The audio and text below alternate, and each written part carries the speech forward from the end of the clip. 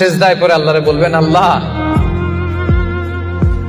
এই পৃথিবীতে আমি ছাড়া তোমার গোলামের অভাব নাই, কিন্তু তুমি ছাড়া আমার দ্বিতীয় কোনো রব নাই।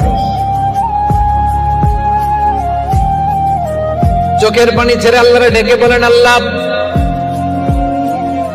এই জমিনে আমি ছাড়া তোমার গোলামের কোনো অভাব নাই, কিন্তু তুমি ছাড়া দ্বিতীয় কোনো রব আমার নাই, তুমি ছাড়া দ্বিতীয় কোনো জায়গায় যাওয়ার সুযোগ আমার নাই।